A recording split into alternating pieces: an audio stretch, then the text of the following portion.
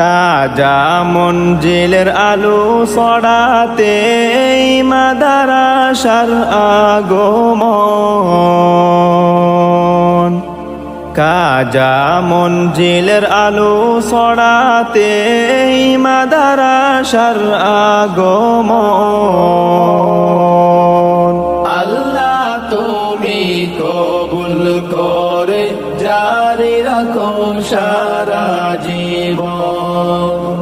আল্লাহ তুমি কবুল করে জারি রাখো সারা জীবন। এই মাদারাসার পরিশ্রমে অন্যতম হলেন কে জনা,